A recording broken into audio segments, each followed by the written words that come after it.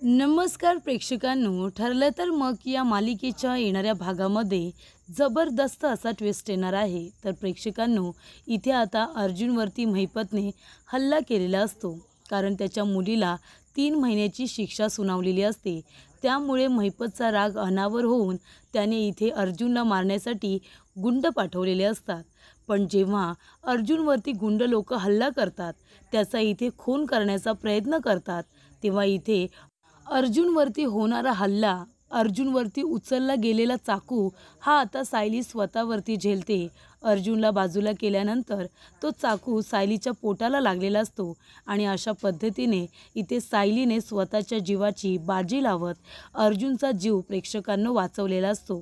तर इथे आता महिपत कशा पद्धतीने अर्जुनला मारण्याचं प्लॅनिंग करतो आणि तो इथे अर्जुनला मारण्यासाठी गुंड लोकांना का देतो आणि त्याचबरोबर इथे सायली स्वतःच्या जीवाचा विचार न करता उदार होऊन कशा पद्धतीने अर्जुनचा जीव वाचवते, आजच्या भागामध्ये सविस्तरपणे आपण बघूया.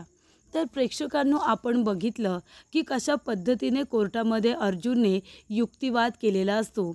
इथे आता साक्षीचा खोटारडेपणा कोर्टामध्ये सिद्ध करण्यासाठी अर्जुनने खूपच छान पद्धतीने इथे चाळ खेळलेली असते. अर्जुनला माहिती असतं प्रेक्षकांनो की इकडे अथर्व विचारे हा जिवंत आहे आणि त्याचा आणि साक्षीचा काही संबंध नाही आहे.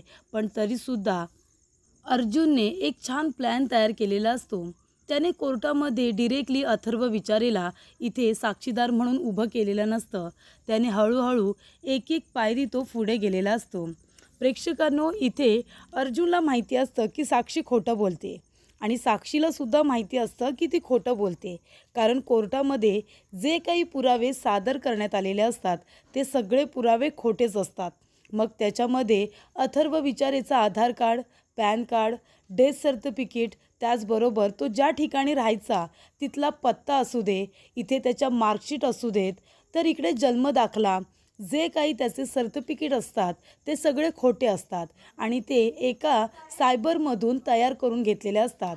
पण इथे आता साक्षीने जेव्हा ते सादर केलेले असतात तेव्हा कोर्टामध्ये फक्त अथर्व विचारेचं नाव आणि त्याच्यावरती थोडीफार जी काही माहिती असते ती चेक केली जाते. ते सर्टिफिकेट वगैरे चेक केले जातात, पण डिटेलिंग चेक केलेली नसते. पण आता अर्जुन सुभेदार हा नावाजलेला वकील उगाचच नाही आहे. प्रेक्षकांना आपल्याला माहिती आहे अर्जुन किती हुशार वकील आहे ते, आणि त्याने कशा पद्धतीने इथे सगळे पुरावे अगदी व्यवस्थितरित्या शोधून काढलेले असतात ते आपण बघूया. तर इथे त्याने मेल चेक केलेले असतात, त्याच्यावरती साक्षी शिखरेने जी काही माहिती पाठवलेली असते ती सुद्धा अर्जुनने पुरावा म्हणून वापरलेली असते. ते आता आपण सगळं बघितलंच. तर आधार कार्डवरती जो ॲड्रेस असतो त्याच्यावरती अथर्व विचारे राहतच नसतो. 20 वर्षापासून त्या ॲड्रेसवरती त्या रूममध्ये कुणीतरी दुसरीच व्यक्ती राहते आणि आजूबाजूला राहणाऱ्या व्यक्तींनीसुद्धा अथर्वचं नावसुद्धा ऐकलेलं नाही आहे. याचाच अर्थ असा होतो की जो ॲड्रेस तिथे दिलेला असतो तो सुद्धा चुकीचा. तर इथे बारीक बारीक गोष्टी अर्जुनने बघितलेल्या असतात आणि हे सगळे सर्टिफिकेट ज्या ठिकाणी तयार करण्यात आलेले असतात त्या माणसाला साक्षीदार म्हणून कोर्टामध्ये त्याने हजर केलेलं असतं आणि त्याने सांगितलेलं सुद्धा असतं की 2 दिवसांपूर्वी किंवा 3-4 दिवसांपूर्वी हे सगळे सर्टिफिकेट माझ्याकडून तयार करून घेण्यात आलेले आहेत. तेव्हा इथे आता साक्षीचं भांडं हे तिथेच फुटलेलं असतं की इथे कोर्टाची जी तारीख असते त्याच्या 2 दिवसांपूर्वीच ते सगळे सर्टिफिकेट तयार करून घेतलेले असतात. ज्यावेळेला ॲडव्होकेट जोशी हे मधुभाऊंची केस लढत असतात त्या तारखेच्या 2 दिवस आधीची जी तारीख असते तेव्हा हे सगळे सर्टिफिकेट तयार करण्यात आलेले असतात. ते सुद्धा पुरावे अर्जुनने दिलेले असतात. आणि तेव्हा इथे आता सगळे पुरावे दिल्यानंतर इथे साक्षी तरीसुद्धा म्हणत असते की हे सगळं खोटं आहे, मी असं काही केलेलं नाही आहे, मला याबद्दल काही माहितीच नाही आहे. कारण अथर्वला मी त्याच्या अंत्यविधीवरतीच भेटले होते, तेव्हाच मी त्याला बघितलं होतं, असं तिचं म्हणणं असतं. मला फसवलं जातं आहे हे तिचं म्हणणं असतं. तेव्हा अर्जुन म्हणतो, पण तुम्ही हेच तरी मांडताय ना की अथर्व विचारे तुमचा भाऊ होता, सावत्र भाऊ, असं तुम्हीच म्हणालात ना. तेव्हा साक्षी म्हणते की हो हो, किती वेळा सांगू तुम्हाला, मी म्हणाले ना की तो माझा भाऊ होता म्हणून, सारखं सारखं का विचारताय. तेव्हा इथे अथर्वचा फोटो दाखवला जातो आणि विचारलं जातं की हाच तुमचा भाऊ आहे का? तेव्हा इथे साक्षी चिडूनच म्हणते की हो, हाच माझा भाऊ आहे. तेव्हा इथे महिपत घाबरलेला असतो. त्याला असं वाटतं की नक्कीच अर्जुनच्या मनामध्ये काहीतरी चालू आहे. तो माझ्या मुलीला शिक्षा केल्याशिवाय काही स्वस्थ बसणार नाही. त्यामुळे इथे आता महिपत पूर्णपणे टेन्शनमध्ये आलेला असतो. साक्षीसुद्धा घाबरलेली असते, कारण अर्जुन सारखा तिला एक प्रश्न विचारत असतो, ते म्हणजे नाव व्यवस्थित आहे ना? अथर्व विचारे नाव बरोबर आहे ना? फोटो तुमच्या भावाचाच आहे का? हे सगळं तो जाणून बुजून विचारत असतो. आणि नंतर इथे आता अर्जुन कोर्टामध्ये खूप मोठा धमाका करतो. अथर्व विचारेला सादर करतो आणि मग अथर्व विचारेला बघितल्यानंतर सगळ्यांच्या पायाखालची जमीनच सरकते, कारण इथे आता सत्य समोर आलेलं असतं. अर्जुन म्हणत असतो की अथर्व विचारे हा व्यक्ती आहे, पण साक्षी शिकरे म्हणते तसा तो अजून मृत पावलेला नाही आहे. तो माणूस जिवंत आहे आणि अगदी सुदृढ तुमच्यासमोर उभा आहे. आणि अर्जुन साक्षीला म्हणतो, भूत बघितल्यासारखं का करताय? तेव्हा इथे अर्जुन खूपच जास्त चिडलेला असतो. तो म्हणतो की एका जिवंत व्यक्तीची सगळी तुम्ही इथे माहिती वापरली त्याला न विचारता, म्हणजे त्याची आयडेंटिटी तुम्ही वापरली. हे एक क्राईम आहे. तुम्हाला कळतंय का? एक जिवंत माणूस असताना त्याचे सगळे पुरावे हे तुम्ही खोटे सादर केले. तो मृत पावलेला आहे असं तुम्ही सांगितलं. डेथ सर्टिफिकेट तुम्ही सादर केलं. हे सगळं करताना तुम्हाला अजिबात लाज वाटली नाही का? तेव्हा इथे साक्षी आता टेन्शनमध्ये येते. तिला असं वाटतं की हा माणूस जिवंत कसा? तेव्हा अर्जुन म्हणतो, धक्का बसला ना? अथर्व विचारे जिवंत आहे. आणि इथे आता कोर्टामध्ये अर्जुनने सिद्ध केलेलं असतं. तो म्हणत असतो की जज साहेब, हा एक जिवंत व्यक्ती आहे. त्याच्या आधार कार्डवरून त्याचं नाव वापरून फक्त ही सगळी खोटी माहिती याच्यावरती सादर केलेली आहे. आणि हे सगळं साक्षी शिकरेने कोर्टाच्या तारखेच्या 2 दिवस आधी केलेलं आहे. त्यामुळे इथे आता कोर्टाने या सगळ्याची दखल घ्यावी. साक्षी शिकरे ही गुन्हेगार आहे हे सिद्ध झालेलं आहे. जी मुलगी स्वतःची कातडी वाचवण्यासाठी, स्वतःला निर्दोष सिद्ध करण्यासाठी आपल्या आईच्या चारित्र्यावरती शिंतोडे उडवू शकते, तिच्यावरती घाणेरडे आरोप करू शकते, ती मुलगी मधुभाऊंवरती सुद्धा खोटे आरोप करू शकते. त्यामुळे इथे साक्षी शिकरेला मोठ्यात मोठी शिक्षा व्हावी असं मला वाटतं. तेव्हा इथे आता कोर्टामध्ये जरी पुरावे सगळे सादर केलेले खोटे आहेत हे समजलं असलं तरीसुद्धा साक्षीनेच विलासचा खून केला आहे असा ठोस पुरावा अजून सादर न झाल्यामुळे इथे आता कोर्टामध्ये साक्षी शिकरेला 3 महिन्याची शिक्षा सुनावलेली असते. कारण प्रियाचं असं म्हणणं असतं की इथे विलासचा खून मधुभाऊंनीच केला आहे. तिचा आता खोटारडेपणा समोर यायला नको म्हणून ती तेव्हा साक्षीच्या विरोधात काही बोलत नाही. नाहीतर मग तू कोर्टामध्ये कसं काय खोटं बोललीस म्हणून सगळेजण तिच्यावरती चिडतील. त्याच्यामुळे ती असंच म्हणते की विलासचा खून हा मधुभाऊंनी केला आहे. त्याच्यामुळे इथे ठोस पुरावा अजून असा सादर झालेला नसतो की ज्याच्यामध्ये साक्षीनेच विलासचा खून केला आहे हे अजून सिद्ध न झाल्यामुळे इथे कोर्टामध्ये खोटे पुरावे सादर केलेले असतात, म्हणून तिला 3 महिन्याची शिक्षा सुनावलेली असते. आणि जेव्हा इथे प्रेक्षकांनो आता साक्षीला 3 महिन्याची शिक्षा सुनावली जाते तेव्हा इथे प्रिया आणि त्याचबरोबर महिपतच्या पायाखालची जमीनच सरकते. सगळ्यांना खूप मोठा धक्का बसतो. महिपत तर पूर्णपणे चिडलेला असतो.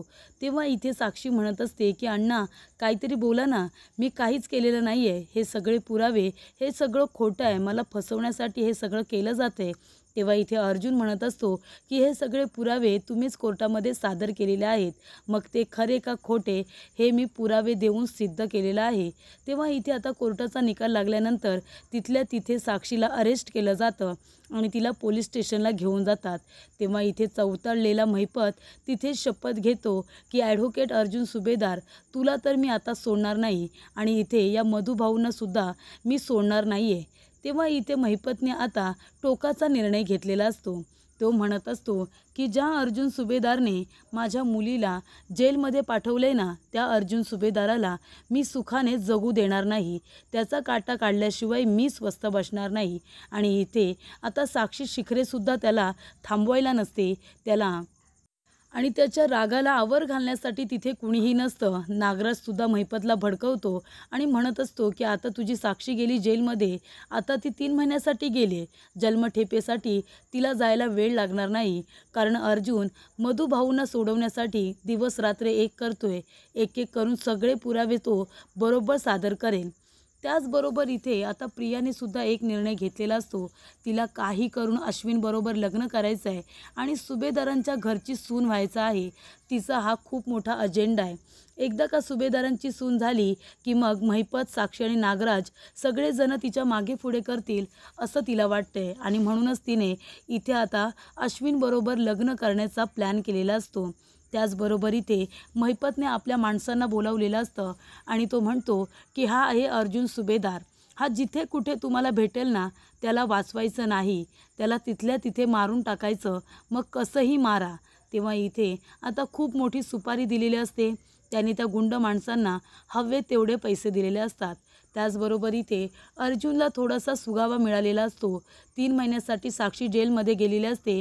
त्यामुळे आता त्याला असे पुरावे गोळा करायचे असतात ज्याच्यावरून हे सिद्ध होईल की विलासचा खून हा साक्षीनेच केला आहे.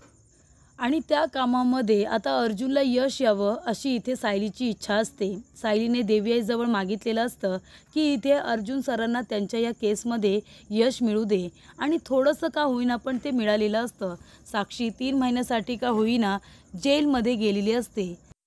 तेव्हा अर्जुन म्हणत असतो की मिसेस सायली, आता तर तुम्ही खुश आहात ना? तेव्हा सायली म्हणते मी खूप खुश आहे. त्याच्यानंतर ती म्हणते की अर्जुन सर, उद्या आपण दोघेजणं मंदिरामध्ये जाऊया देवी आईचं दर्शन घ्यायला आणि मी बोललेला नवससुद्धा मला पूर्ण करायचं आहे. तेव्हा अर्जुन म्हणतो की ठीक आहे, आपण उद्या दोघेजणं जाऊया. तेव्हा सायली आणि अर्जुन दोघेजणं मंदिरामध्ये जायला निघालेले असतात आणि रस्त्याने जात असताना महिपतची माणसं त्याची वाट बघतच तिथे उभे राहिलेले असतात. तेव्हा इथे त्यांची गाडी येते आणि जेव्हा अर्जुन आणि सायली आपल्या गाडीतून उतरून मंदिराच्या इथे जाणार तेवढ्यातच महिपतची माणसं अर्जुनला जबरदस्तीने गाडीमध्ये कोंबतात आणि तिथून घेऊन जात असतात. तेव्हा इथे सायली रिक्षा पकडते आणि त्या गाडीचा पाठलाग करायला सांगते. तेव्हा इथे एका ठिकाणी नेल्यानंतर गाडी थांबवली जाते आणि अर्जुन इथे आता सर्व गुंड लोकांना मारण्याचा प्रयत्न करत असतो. गाडीमध्ये सुद्धा तो आपल्या तोंडाला रुमाल लावू देत नाही आणि तो सगळ्यांना इथे आता गाडीमध्येच हवं तेवढं मारत असतो. तेव्हा गाडी थांबवून अर्जुनला बाहेर काढलं जातं आणि हॉकी वगैरे घेतलेला असतो त्याला मारायला आणि अर्जुनला सगळेजण मिळून खूपच जास्त मारतात आणि 3-4 अर्जुनला पकडतात. तेवढ्यातच इथे एक चाकू काढून एक गुंड माणूस अर्जुनच्या पोटावरती वार करणार, त्याच्या पोटामध्ये तो चाकू जाणार. तेवढ्यातच तिथे सायली आता रिक्षामधून पाठलाग करत आलेलीच असते आणि ती धावत पळत येऊन आता अर्जुनला धक्का देऊन बाजूला करते आणि ती मध्ये येऊन उभी राहते. तेव्हा तो चाकू अर्जुनच्या पोटाला न लागता सायलीला लागलेला असतो. तर अशा पद्धतीने प्रेक्षकांनो इथे सायलीने बायको असण्याचं कर्तव्य पूर्ण केलेलं असतं. ते धावत पळत येऊन तिने अर्जुनचा जीव वाचवलेला असतो. तेव्हा इथे अर्जुन जोरात सायलीला ओरडतो आणि त्या गुंड लोकांना वेडा पिसा होऊन मारायला सुरुवात करतो. त्याचबरोबर इथे त्यांना मारून झाल्यानंतर ते सगळेजण आता पळून जातात. तेव्हा अर्जुन सायलीला उचलून घेतो आणि त्याच रिक्षामध्ये तिला ठेवून लगेच तिला हॉस्पिटलला घेऊन जातो. सिटी हॉस्पिटलमध्ये नेल्यानंतर ऑपरेशन थिएटरमध्ये एमर्जन्सीमध्ये सायलीला आता नेलं जातं आणि तिथे सायलीवरती उपचार सुरू होतात. तेव्हा ही बातमी चैतन्यकडून आता सगळ्यांना कळलेली असते. तेव्हा सगळेजण टेन्शनमध्ये येतात की सायलीवरती पुन्हा इथे हल्ला झालेला आहे. आधीच इथे गणपती विसर्जनाच्या वेळीसुद्धा सायलीच्या पोटाला चाकू लागलेला असतो आणि आत्तासुद्धा पुन्हा चाकू लागलेला असतो. त्यामुळे इथे सायलीची अवस्था फारच बिकट असते आणि तेव्हा इथे प्रेक्षकांनो आता गुंड लोकांनी जो काही वार केलेला असतो तो खूपच जास्त आता मोठा असल्यामुळे तिला रक्ताची गरज लागते. तर इकडे तिला ब्लड लागणार असतं. मग आता तिच्या सॅम्पलचं ब्लड हे मागच्या वेळेला प्रतिमाने दिलेलं असतं. हे अर्जुनच्या लक्षात असतं. लगेच अर्जुन प्रतिमाला फोन करतो आणि तिला रिक्वेस्ट करतो की इथे सायलीला येऊन जर ब्लड दिलं तर बरं होईल. तेव्हा इथे रक्तस्राव जास्त झाल्यामुळे खूपच जास्त रक्त वाया गेलेलं असतं आणि त्यामुळे तिला आता ब्लडची गरज असते आणि प्रतिमा धावत पळत येते. आईचं कर्तव्य पूर्ण करत सायलीला हवं तेवढं रक्त देते.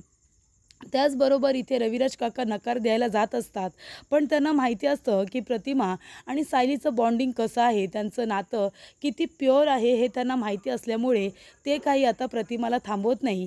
प्रिया खूप प्रयत्न करत असते पण प्रतिमा प्रियाचं अजिबात ऐकत नाही आणि आपल्या सायलीला जाऊन ती लगेचच रक्त देते. त्यामुळे इथे सायलीची तब्येत आता सुधारत आलेली असते. त्याचबरोबर इथे अर्जुन घडलेला प्रकार आता सगळ्यांना सांगतो।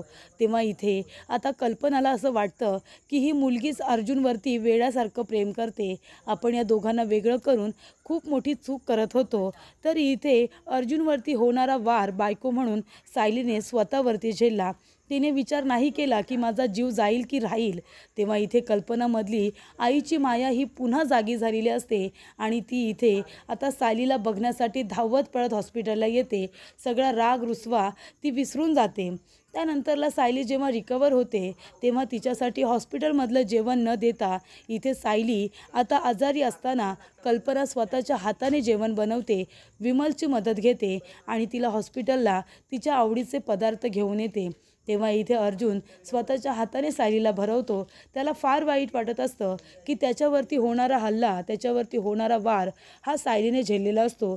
तर इथे महिपतच्या माणसांचा प्लॅन फ्लॉप झालेला असतो आणि इथे अर्जुनला मारायच्या ऐवजी सायलीला मारल्यानंतर अर्जुन पिसाळलेला असतो आणि त्याला माहिती असतं की हे काम महिपतचंच आहे, कारण त्याला त्याची हार पचलेली नाही आहे। त्याची मुलगी साक्षी जेलमध्ये गेल्यामुळे तो इथे आता खूपच जास्त चिडलेला आहे आणि त्याचबरोबर एखाद्या सापाच्या शेपटीवरती पाय दिल्यानंतर तो ज्या पद्धतीने इथे फणा काढतो त्या पद्धतीने आता महिपत फणा काढत असतो, कारण का त्याची मुलगी ही त्याच्यासाठी खूपच जास्त प्रिय असते। तिला वाचवण्यासाठी त्याने अतोनात पैसा खर्च केलेला असतो। कितीतरी व्यक्तींना त्याने विकत घेतलेलं असतं, कितीतरी पुरावे नष्ट केलेले असतात, कितीतरी साक्षीदार त्याने विकत घेतलेले असतात, कितीतरी जे पुरावे असतात ते खोटे तयार केलेले असतात आणि हे सगळं त्याने आपल्या मुलीच्या प्रेमापोटी केलेलं असतं, तिला वाचवण्यासाठी केलेलं असतं आणि तरीसुद्धा एवढं सगळं करूनसुद्धा त्याला त्याच्या प्रयत्नांमध्ये यश येत नाही, कारण त्याच्यासमोर उभा असतो तो म्हणजे अर्जुन सुभेदार आणि अर्जुन सुभेदार इथे खोट्या लोकांना जिंकू देत नाही। सत्याची कास धरलेला अर्जुन इथे मधुभाऊंना निर्दोष सिद्ध करण्यासाठी अतोनात प्रयत्न करत असतो आणि म्हणूनच त्याला त्याच्यामध्ये यश येत असतं, कारण का मधुभाऊंची बाजू ही सत्याची असते आणि म्हणूनच त्याला त्या केसमध्ये उशिरा का होईना पण यश हे मिळत जात असतं। इतके प्रयत्न करूनसुद्धा ते अर्जुनला थांबवू शकत नाही आणि शेवटीला इथे आता साक्षीच्या गुन्ह्याची शिक्षा तिला मिळत गेलेली असते। 3 महिन्यासाठी का होईना पण ती जेलमध्ये गेलेली असते, ज्या मधुभाऊंनी निर्दोष असतानासुद्धा विनाकारण 1.5-2 वर्ष त्यांनी जेलमध्ये काढलेले असतात। फायनली त्या साक्षीला तिच्या गुन्ह्याची शिक्षा मिळालेली असते आणि म्हणूनच इथे महिपतने अर्जुनवरती राग काढण्यासाठी ते गुंड लोक पाठवलेले असतात, पण इथे अर्जुनला काही होत नाही, कारण सायली ढाल बनून त्याच्यासमोर येऊन उभी राहते आणि तिला तो चाकू लागतो। पण इथे आता महिपतचा प्लॅन फसलेला असतो। अर्जुन महिपतला जाऊन धमकी देतो आणि म्हणतो की पुन्हा असे जर चाळे केलेस ना तर तुला जेलमध्ये टाकल्याशिवाय मी स्वस्थ बसणार नाही, तुझ्या माणसांना मी शोधून काढेनच आणि लवकरच तुझ्या मुलीबरोबर तुलासुद्धा जेलमध्ये टाकेन, अशी धमकी आता अर्जुनने जाऊन महिपतला दिलेली असते आणि त्याला चांगल्या 2-3 फाईटसुद्धा दिलेल्या असतात। त्याचबरोबर इथे सायली हळूहळू रिकवर होत असते आणि ज्या वेळेला डॉक्टर म्हणतात की तुम्ही आता सायलीला घरी घेऊन जाऊ शकता, तेव्हा अर्जुनला सगळ्यात जास्त आनंद हा झालेला असतो आणि तेव्हा इथे आता अर्जुनचा जीव वाचवल्यामुळे कल्पनाने सुद्धा सायलीला माफ केलेलं असतं। तिने तिला मिठी मारलेली असते आणि सून म्हणून स्वीकारलेलं असतं। त्याचबरोबर कुठे ना कुठेतरी आता घरातल्या सगळ्यांचा राग थोडा थोडा कमी होत आलेलाच असतो, कारण सायलीने त्यांना इम्प्रेस करण्याचे खूपच जास्त प्रयत्न हे केलेले असतात आणि त्याच्यामध्ये तिला यशसुद्धा मिळालेलं असतं। तेव्हा इथे आता सायली बरी होते, तिला डिस्चार्ज मिळतो। ही बातमी जेव्हा अर्जुनला कळते तेव्हा अर्जुन सगळ्यांसमोर आपल्या बायकोला मिठी मारतो आणि तिला आनंदाने घरी घेऊन येतो। तेव्हा इथे आता सायलीचा हा उदारपणा बघितल्यानंतर सगळे सुभेदार खुश होतात आणि इथे महिपतने जरी त्यांची वाट लावण्याचा प्रयत्न केलेला असला तरीसुद्धा त्यातून चांगलं घडलेलं असतं, म्हणजे सगळ्या सुभेदारांनी सायली आणि अर्जुनला माफ केलेलं असतं।